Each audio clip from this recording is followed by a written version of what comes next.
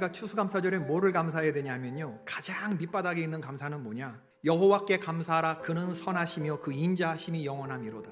우리가 선하시고 은혜로우시고 인자하신 하나님을 모시고 있다는 것이 제일 큰 감사입니다. 오늘 본문에 예수님이 말씀하신 유명한 포도원 품꾼의 비유입니다. 우리에게 익숙한 세상 경영 방식으로는 오늘 본문이 이해가 되기 참 힘들 수도 있어요. 우리는 하나님이 세상을 공정하게 공평하게 운영해 주시기를 바라요. 근데 생각해보면 그 공정과 그 합리와 그 상식과 그런 게 누구를 위한 공정과 상식과 합리입니까? 기준이 나한테 있는 거예요. 나한테. 내 식대로의 법, 내 식대로의 상식, 내 식대로의 관용, 내 식대로의 용서, 남에게는 엄격하게 적용되어야 해요. 나에게는 한없이 이 법은 온순해야 돼요. 관대해야 돼요. 이렇게 생각하는 건 누구의 법이냐? 우리는 공정과 공평을 말하고 상식을 말하지만 우리 알아야 돼요. 여러분, 만일에 하나님이 절대 공정하신 하나님이라고 생각하고 그런 하나님이 공평과 정의로 세상을 운영하시길 바란다면 우리도 그 잣대 위에 설 각오를 하셔야 돼요. 여러분, 세상은 경쟁을 통해 움직이고 경쟁을 통해서 세상이 운영되고 결과에 따라서 지급되는지 몰라도 그런 사람의 마음은 천국과 거리가 먼 사람들이죠. 하나님이 세상을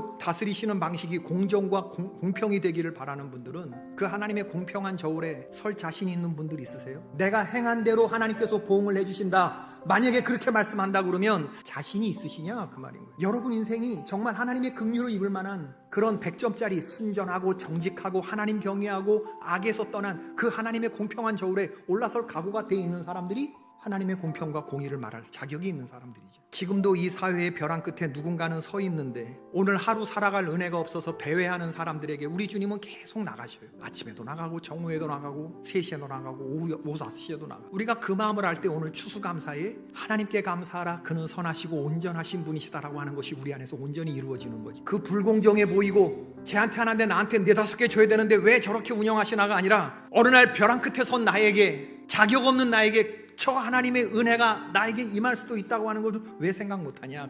다른 사람과 나를 비교하지 맙시다. 세상에서는 그렇게 사는지 몰라도 교회에서는 그러면 안 됩니다. 은혜에 관한 한 다른 사람들이 더 많이 받는 것 같으면 그거 하나님께 감사할 수 있는 그런 마음을 복되게 간직하시길 주의 이름으로 축원합니다.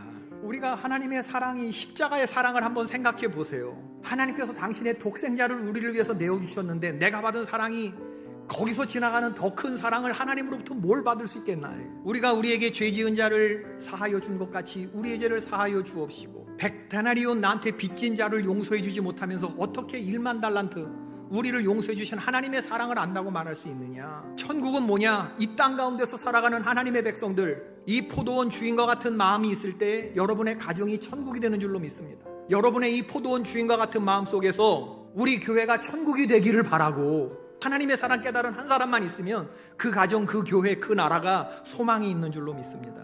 우리의 추수감사절이 포도원 주인이 마지막 순간에 부름받은 내게 베푼 은혜를 붙드는 마음으로 출발할 수 있기를 바라고, 그리고 내가 하나님께 큰 은혜를 받았다고 한다 그러면 뒤늦게 온 사람에게도 동일한 은혜가 주어진 것으로 인해서 얼마든지 감사하고 모든 공동체가 더불어 오늘 감사하고 하나님께 영광 돌리는 복된 날이 될 수 있기를 주님의 이름으로 축원합니다.